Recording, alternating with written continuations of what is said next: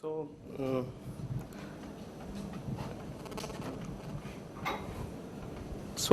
I will be talking a bit about a particular automata-based model for web services, and then I will talk about a few areas of research in web services. Okay, so here is the definition of concurrency which I got from Wikipedia. Please forgive me. And this is the classical this dining philosopher problem. Okay, I'm not going to solve this problem. So in concurrency we have concurrent computations. So computations are processes, threads, okay, so which may be executing on multiple cores in the same chip or different chip or physically separated processors, or it can be threads on the same processor. Okay, so as you may know, this concurrency first cropped up in operating systems, and it is ubiquitous in database management systems. Okay, so in operating system, the processes compute for access to CPU, and in database management systems, processes compute for access to data. And due to concurrency, there are a lot of consistency issues. So how do you solve this problem of concurrency? This locking system. Okay, so you lock the resource, then use the resource and release the resource. Okay. So in web services also, as we look at, there can be different ways of looking at it, but the same problem crops up. Okay, and this is again, please forgive me, this is again definition of web service which I have taken from Wikipedia. Okay, so web service is a software system designed to support interoperable machine-to-machine interaction over a network.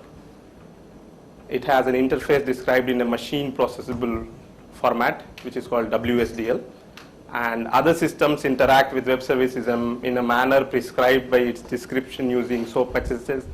I don't know what does it mean, but I understand this picture. Okay, so in web services you have two things basically. So one is here. So this is the thing. So this is the service. This is the service provider, and this is the service requester. These are the two things. What is going on behind the scene, WSDL, SOAP, or UDDI, whatever it is, it does not matter. Okay, we have a service provider.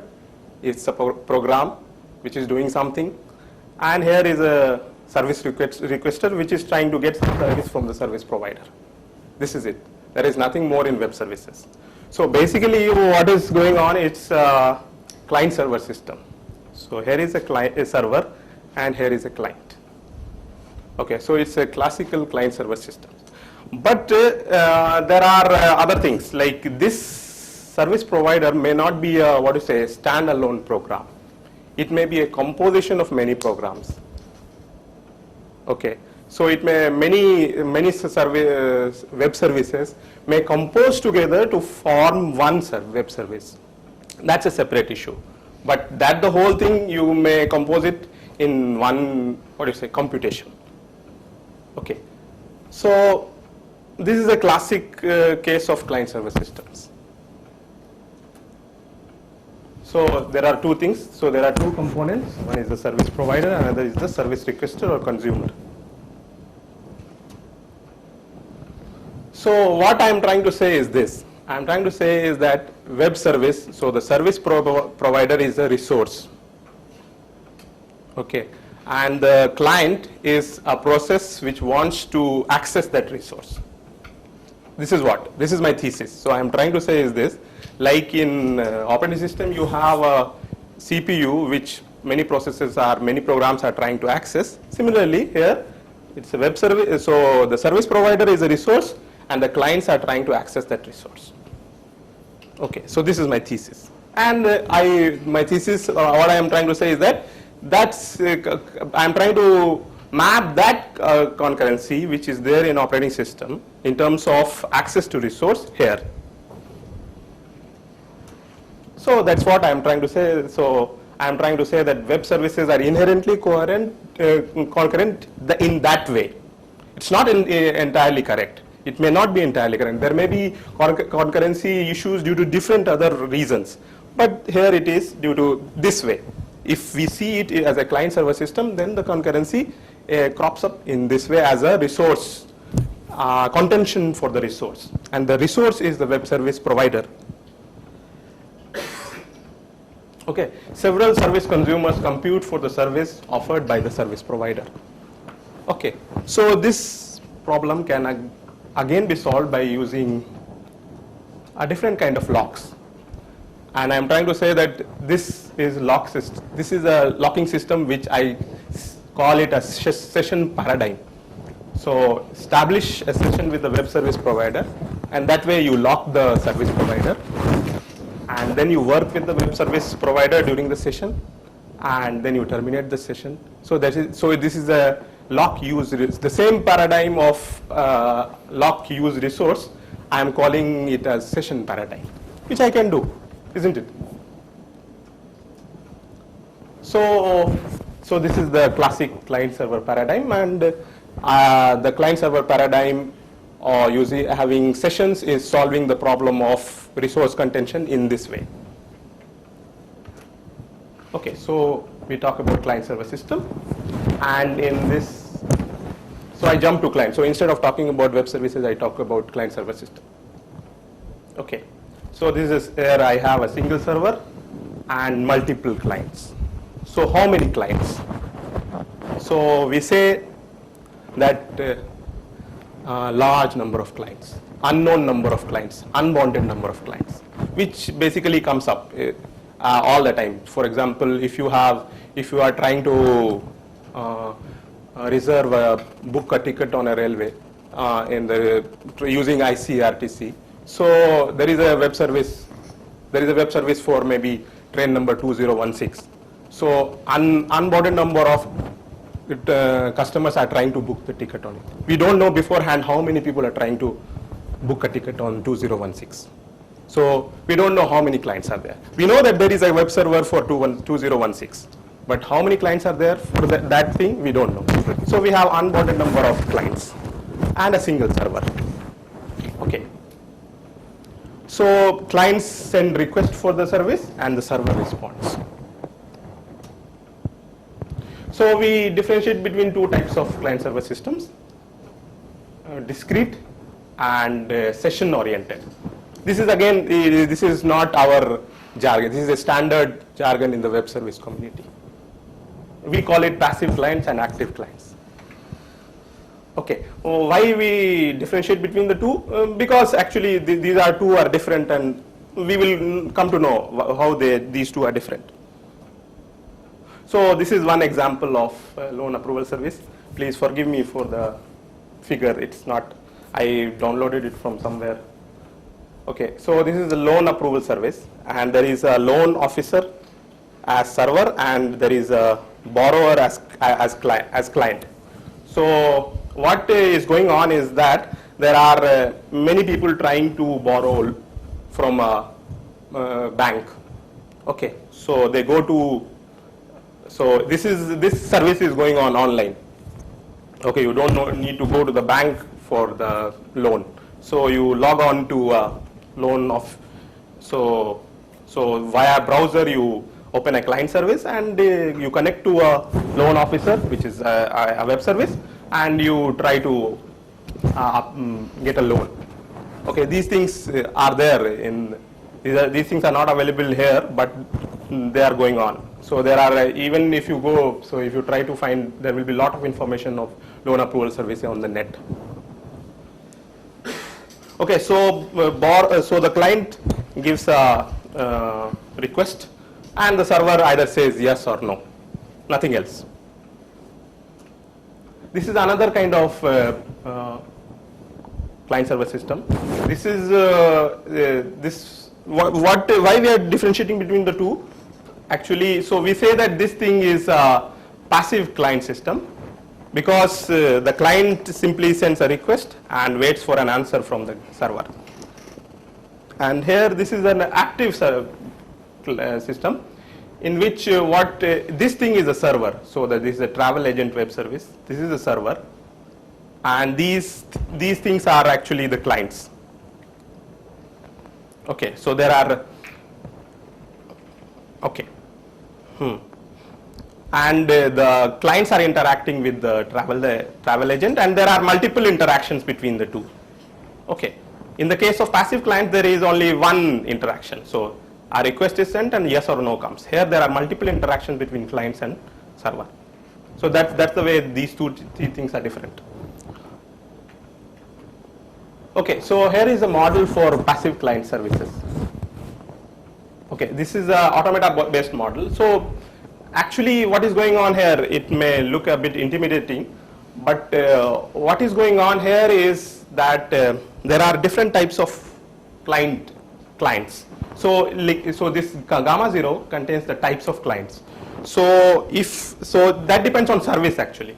So if suppose in the case of loan approval service, so I say if there are maybe I will allow a request for maybe 5,000, 10,000 and 15,000 and not more. And these are the only 3 possible requests. So for each slab, I have a different client type. That is what is going on. So if I want a 5,000 loan of 5,000, I actually log on as a client of type 5,000. Okay. So with different slabs, we have different types of client. Okay. And so what is going on? This the server, what it does is that when it gets a request from a client, it simply it remembers that how many requests I have got for 5,000, how many requests I have got for 10,000, how many requests I have got for 15,000, and so on. It just actually counts the number of requests for each client types. Okay, and depending on the cache it has on hand and the number of clients, it says yes or no. Okay, that's what is going on. So and this so it's a finite state system, but because it is counting the number of states, the real number of states, because it's a counting is going on, the number of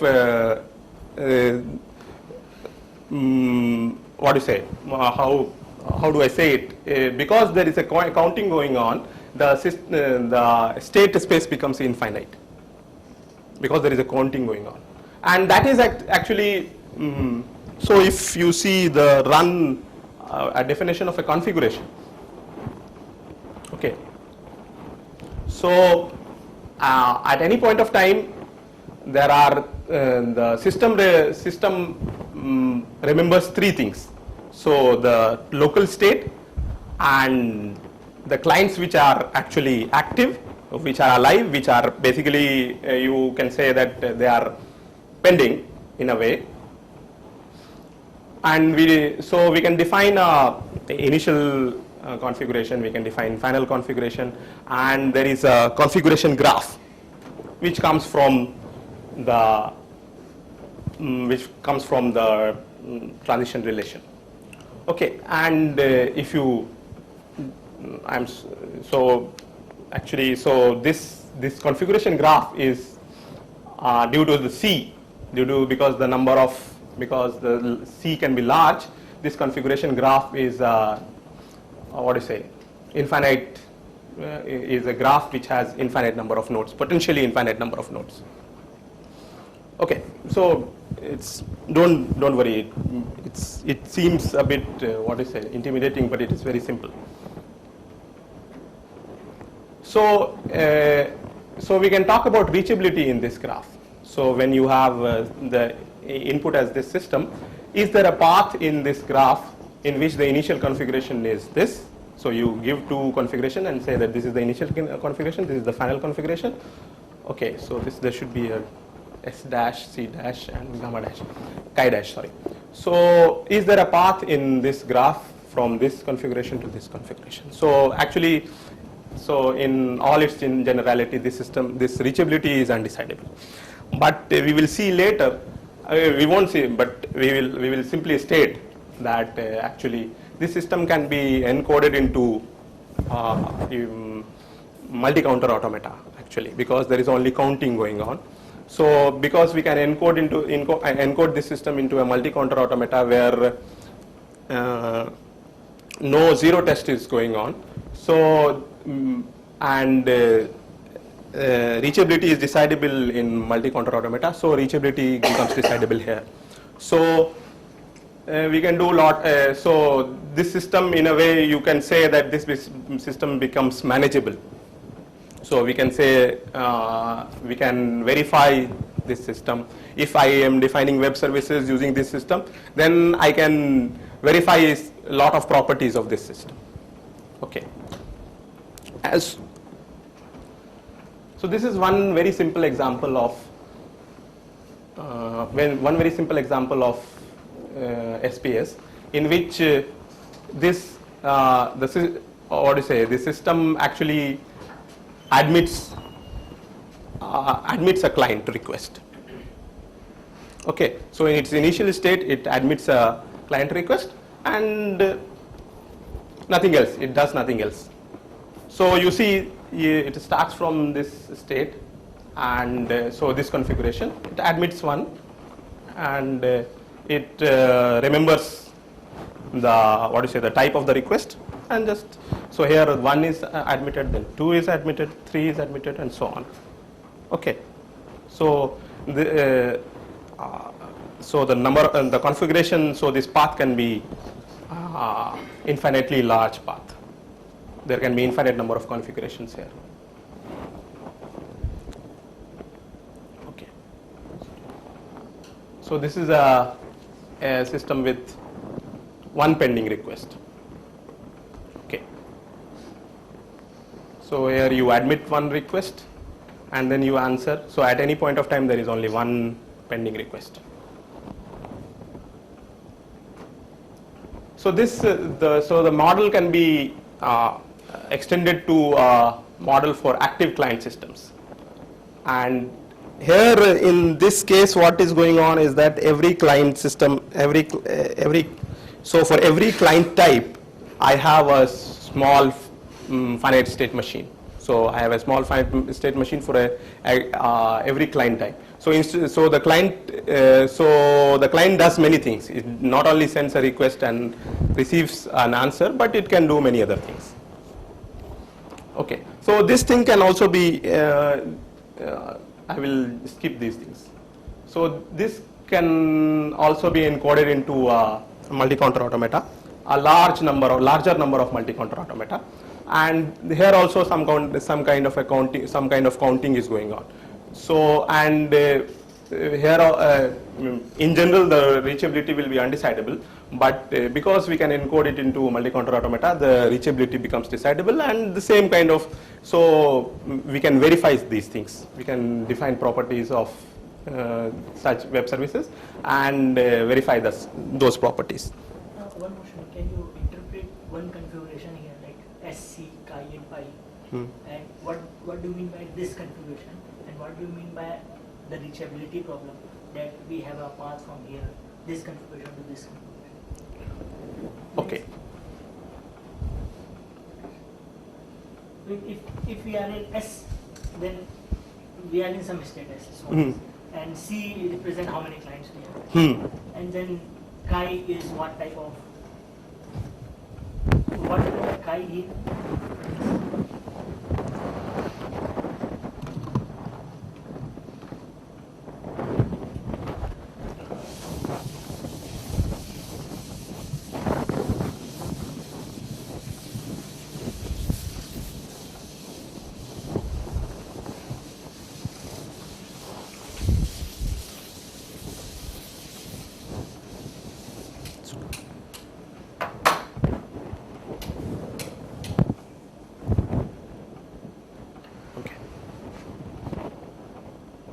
So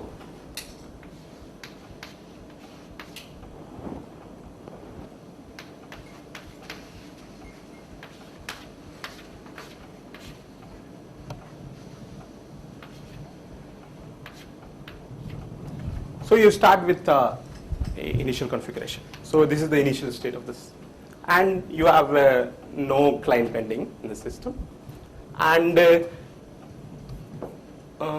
so there is no information about the client in your system. Okay, so you admit the.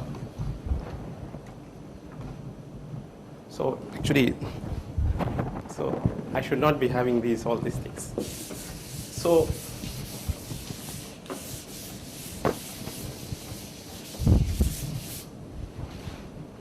So suppose you have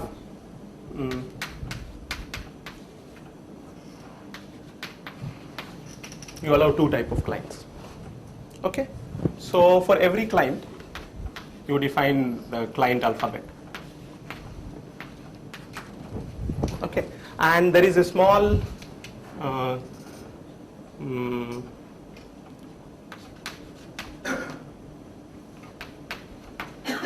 the small finite state transition system, which is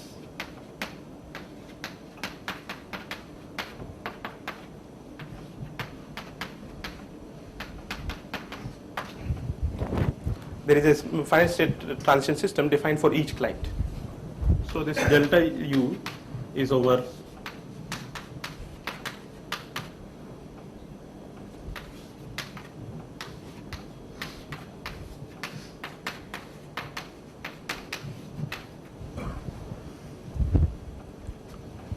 okay.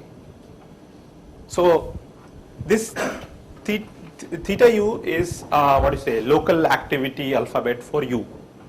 Okay, and theta V is the local activity alphabet for the client type V. Okay. Now, so suppose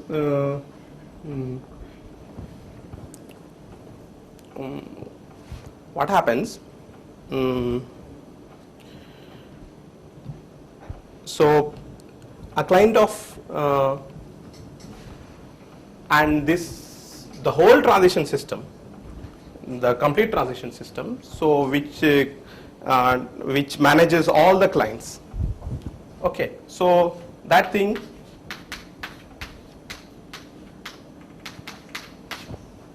is defined over some gamma. Okay, now this gamma contains three things.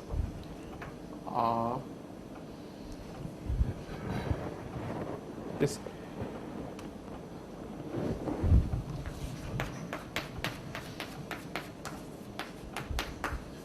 okay, so this gamma contains three things. So what do you say,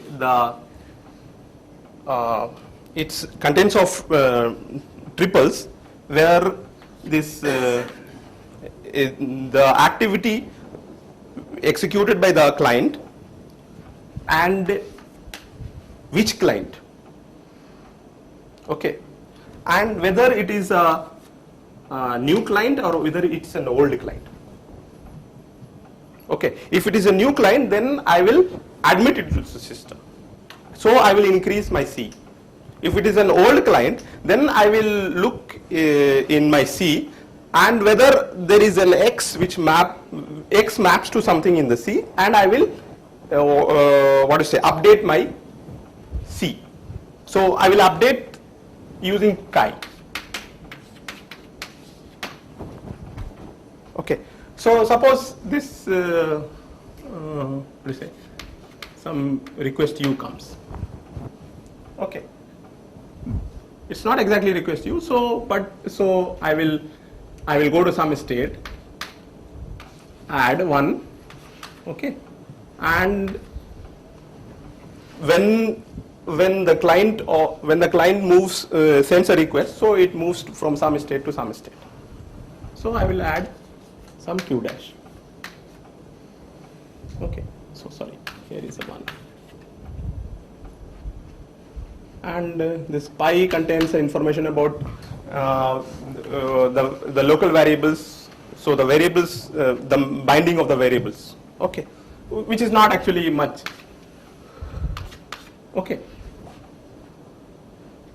So, and sorry, this is x1, okay, and if it is suppose 0, then there is nothing there, so I will get stuck, okay.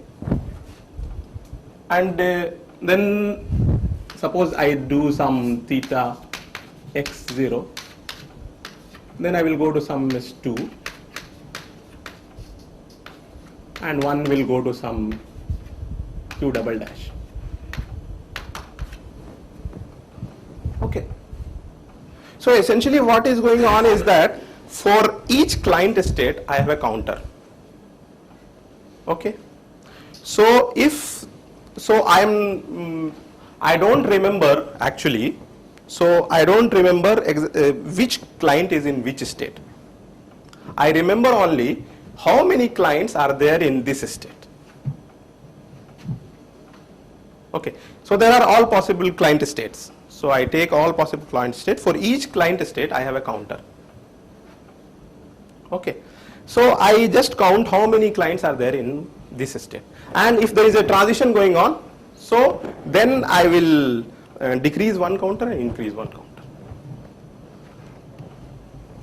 okay. That's what it is going on, and I don't worry about, so there are variables floating around, but those variables are not bound to some particular, what is a client name. They may change, it does not matter, okay. That is just for defining things, okay. So if there is a client transition from some q to q dash, I don't worry whether it is in 23 or 24 or 25 or 42, okay. So there is one client goes from this state to this state, just that's what I remember, okay. So it's very important that the client transition systems are defined beforehand, because accordingly how many clients, how many states are there in the client transition system, I will construct a counter,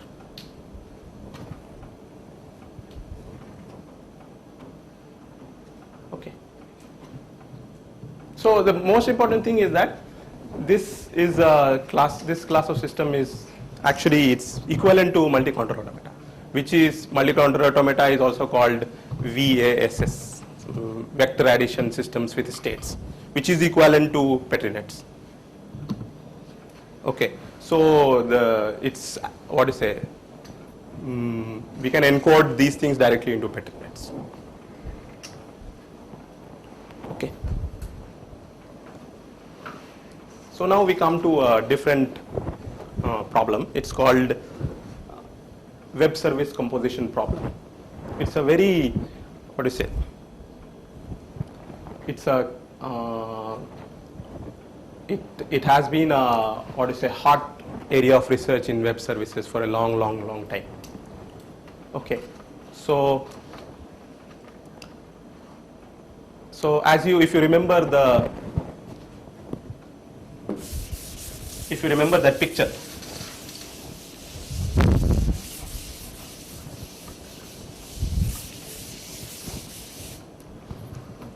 so we have a service provider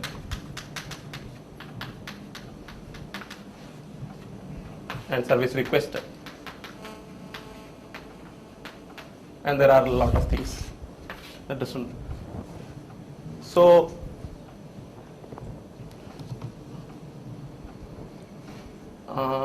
the client, so the service requester or client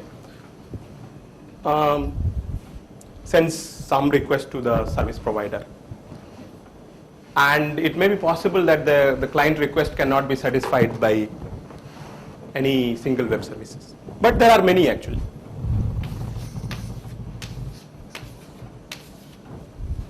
Okay. So, but the request can be satisfied by combining the parts of this all these web services. So so in fact, this is a better. So I have an example with me. Okay. So there are these 4 web services. One is for booking airline tickets. One is for booking accommodation in hotel. One is for booking train tickets, and one for registering in an event. Okay, so these are simple web services which do simple things. Okay, now so what a client wants to do is to book a ticket and book a room in a hotel and register for the event. He wants to do 3 things. It does not matter for him whether the ticket is booked through airline, whether it's an airline ticket or a train ticket. It does not matter. But first, any mode of transport is okay for him. So a ticket is booked, then a limousine is booked, and the hotel room is booked, and so on. So everything, but they have to be done in a particular way. So this is the way. So he wants it to be done in this way. So this is the service he wants. Okay. But these web services individually don't provide the whole service. But you can compose these web services and you can get this web service. Okay, so here you have, what do you say, these 4 finite state machines, 4 finite automata. Okay, you see here this is a shuttle, so shuttle is also booked. But here no shuttle is booked. So you are discounting some part of the automata, some some activity you take and some activity you omit. Okay, so what is going on? So you have these 4 finite state machines, and you want to bring together these four finite state machine, and you compose one finite state transition machine. Okay, parts of it. Okay. And what you want to do is to define another finite state machine which orchestrates the original machines to give you this machine. Okay. So this is a classical problem which is called reactive synthesis problem. It's again a very old problem. So it's a variant of reactive synthesis problem.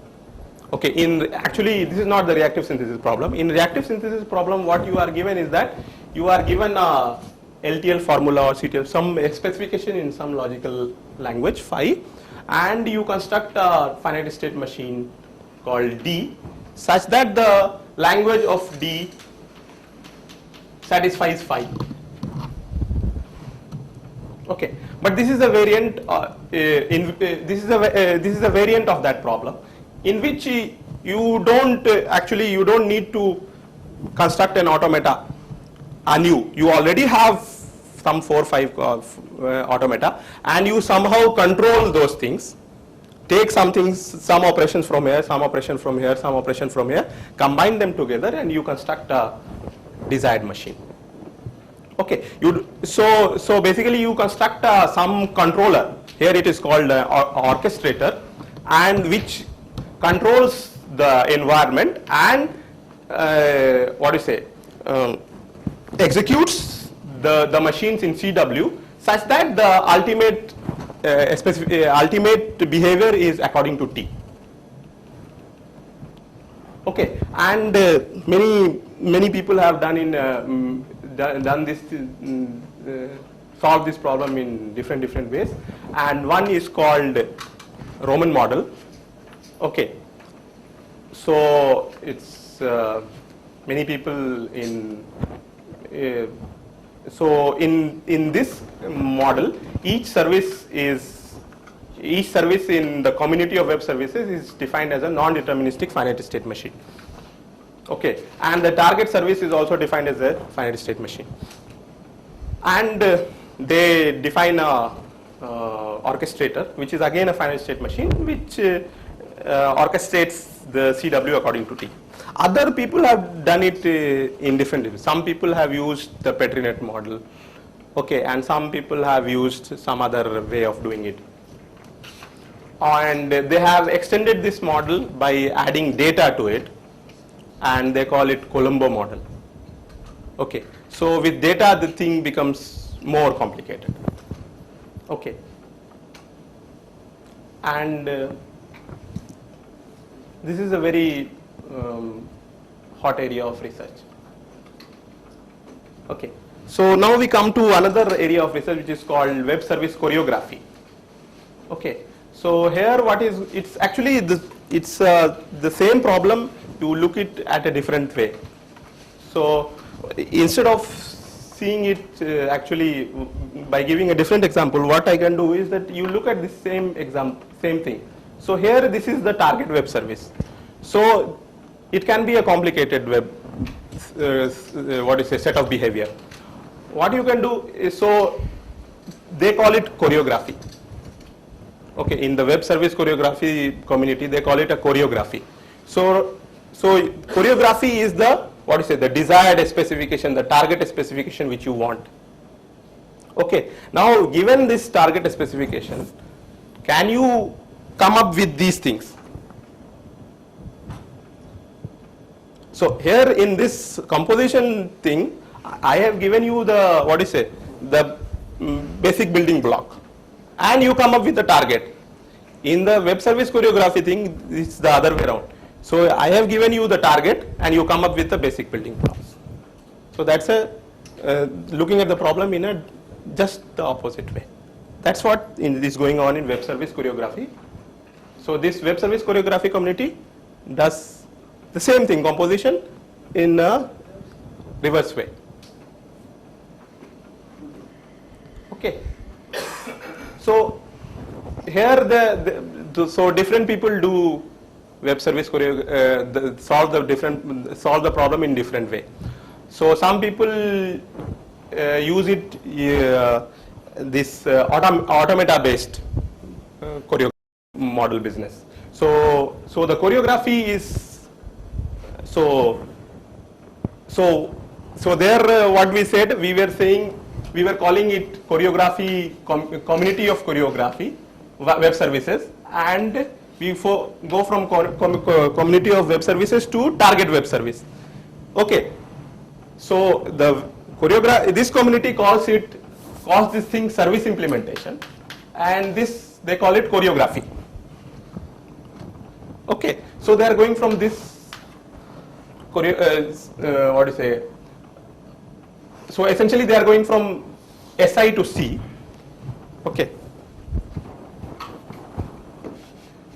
So why? Okay. So the choreography is represented as a finite state machine. The service implementations are also represented as finite state machine. Okay.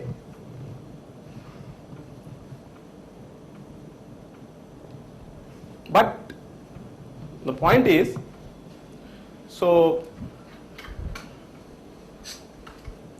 okay, so there are two problems. So apart from so this problem is called the realizability problem, where you've given a choreography, you have to come up with implementation. This is called realizability problem. Okay, and there is another problem which is called conformance problem, in which you are given a choreography, you are given a service implementation, and you say that you want to ask whether the language of the service implementation is the same as the language of C. Okay, so the input is both C and I. In one case the input is C and you have to come up with I, and in this case you have the input is C as well as I, and you want to check whether the language of I is same as language of I. Okay.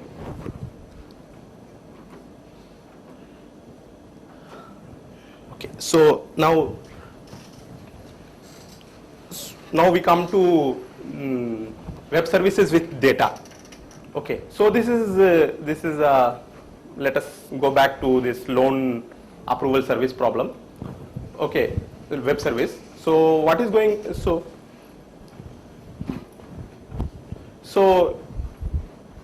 this the applicant it wants to get a loan. Okay, so the applicant, he or she sends an application to the loan officer, and what loan officer, the thing is that here the loan officer has a database along with him. So the database contains the information about all the people who have applied to him, who have account, a bank account with in that bank, and those people who have asked in their their identity information and all those things. Okay. And there is an independent credit agency which gives credit ratings. Okay. So whenever this loan officer gets an application for a loan, it sends a message to credit agency with the information about the applicant and wants credit rating. Okay. So the credit agency, looking at its own, so the credit agency also has a database about a lot of people with him. Okay, it will send some rating. So it may be high rating, low rating, middle rating, and all those things. Okay, so the loan officer does not give approve loan arbitrarily. If the applicant has excellent credit rating, then it will accept straight away. If the credit rating is poor, then it will reject straight away.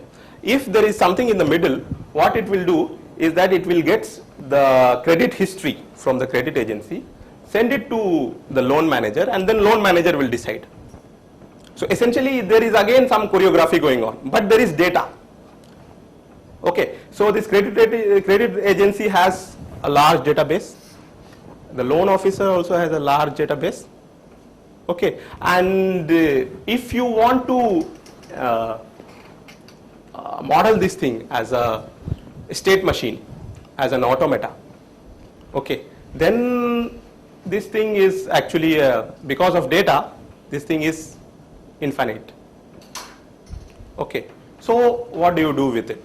So if you want to say that, okay, we will write a web service. Okay, so it's a web service for loan officer, web service for credit agency, web service for loan manager. Okay, and this thing is done is automatically.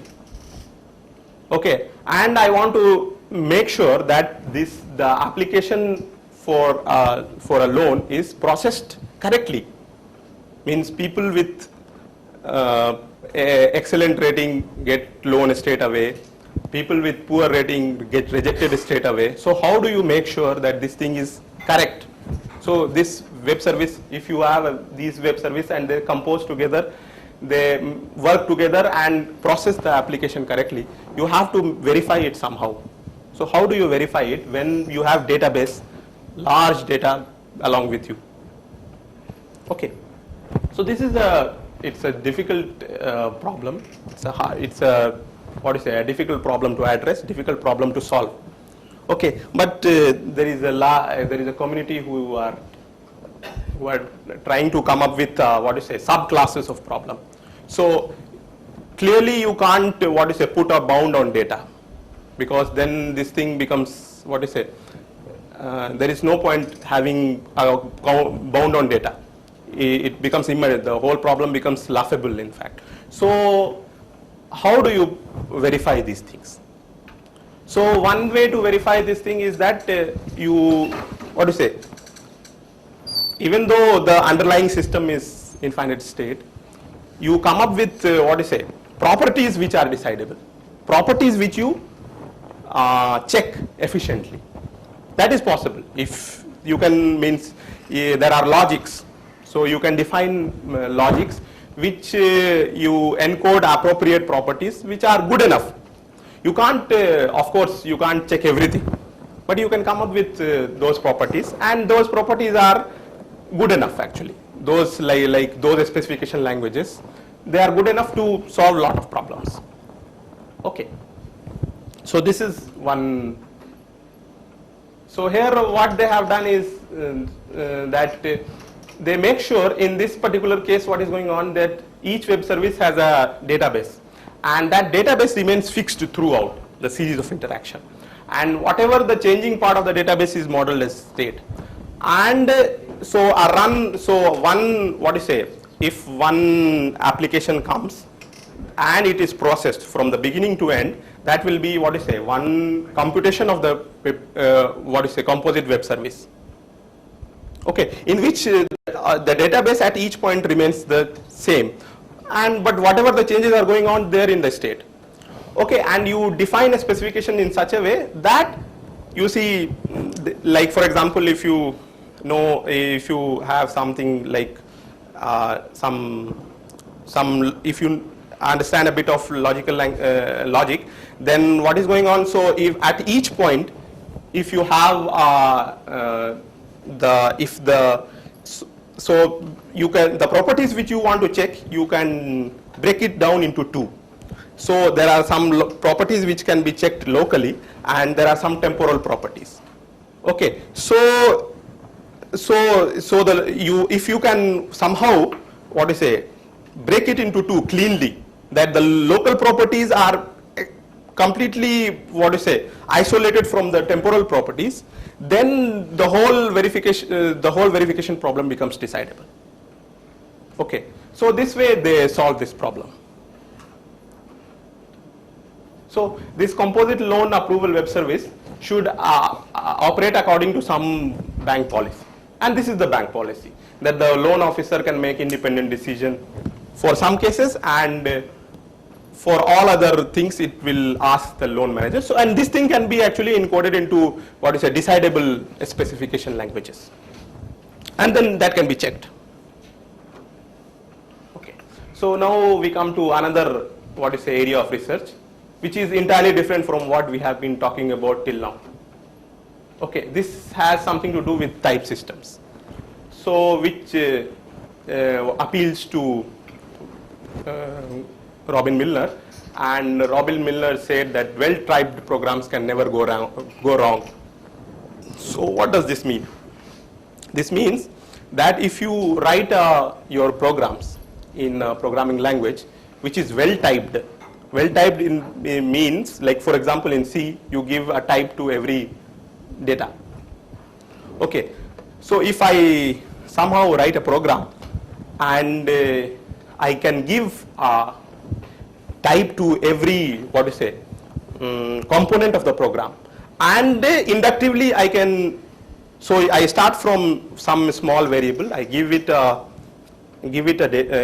type, and I will go to larger components of program, and each component I give a type, and ultimately the whole program I give a type. If I am able to give it a type successfully, this is called typability problem. So if I am able to do this successfully, then the program, we call it well typed. C is not well typed actually. So if then Milner says that if the program is well typed, if the language is well typed, then whatever program you write, okay, that program will never get stuck. So whatever you want to do in that program, that thing will be done successfully. Okay, for example, here is a programming language. It's a lambda calculus. It's a programming language. Okay, in fact, lambda calculus is equivalent to Turing machine, but it models actually sequential computations. So this is a lambda calculus which has type. So it's a typed lambda calculus. So if you look at it, so you have in C and basic we usually have types like int, character, and all those things. But you see here we have something called function types. So means you can have complicated constructs in your programming language, and you can give types to each. So you can give a type to your functions also. So you can give type to programs also. So so for each, so if you have a program, if you define a programming language along with a type system and a machinery to give types to each objects in your programming language. So you have, for example, for for your typed lambda calculus, you give a type rules. Okay, and then if you write a program in typed lambda calculus, then it is well typed and it will work correctly. So what we are trying to say is that if you have web services, okay, and web services are working to some according to some choreography. So if I can give a type to say a function in your, if I have a programming language which writes some functions, integer and all those things. If I can give types to integers and all those things, why not I can give a type to interactions, message passing. There is a communication going on. I can give type that communication. Now there can be a series of communication which has some patterns that for example, this applicant, this consumer sends a loan application and the loan officer does something, sends something to the credit agency, then credit agency sends something back to loan officer, then loan officer sends something to loan manager and so on. See, this whole series of communication can be given some type. Okay, so so why can't we write a programming language in which I can write such web services, okay, which can type interactions, which can type large bits of message passing going on between two or more web services. So people have given us a set of programming languages. So they call it a global calculus, okay, and a type system along with that global calculus. And they have they have given typability algorithms, decidable typability algorithms and decidable type checking algorithms for such systems, and in which the interactions between different web services are typed as something called session types. Okay, so each set of interaction is given something called a complicated type, which is called session type. Okay, so if you write your web services, if you design your web services in terms of these global calculus, okay, and then so the choreography of these web services can be encoded into this global calculus, and you can check whether this thing is working properly or not. Okay, if it is well typed, then your your choreography is correct. And from that choreography, they have solved this realizability problem also. So if you write a choreography in this global calculus, from that you can using some kind of a projection scheme, you can come up with programming constructs in something called endpoint calculus, and those component formulas or terms in endpoint calculus will give you the individual behavior of each web service. Okay, and this is something this is a work which has been done in consultation with this Web3. So it's a World Wide Web community. So if you go to www.w3c.com, so there is a whole lot of, they have done whole lot of standardization scheme, they have done a lot of work in coming up with standards for defining web services, which is called, there is a standard called WSDL. So that is for how do you define web services. Then they have defined something called, they have come up with a standard called WSCDL. So how do you define a standard for defining choreographies? Okay, so So this work is very important in the sense because this work has been done along with the people people from implementation community, people who write programs. They have come together with the people from the concurrency community and people like Milner, etc. They have defined this global calculus, the endpoint calculus, and the type system along with it. And this is one of the most, you can say that one of the most successful project which is some kind of joint work between theoretical community and the practical people doing practical writing code and writing standards and all those things. So this is one of the most celebrated work in the area of web services and verification of web services. So to conclude, so we gave actually 2 automata models for web services, and then we discussed a few areas of research in web services. And first one was web service composition, and the converse of web services composition called web service choreography. And then we discussed verification of web services with data, and last we discussed verification of web services using type systems. Okay. Thank you.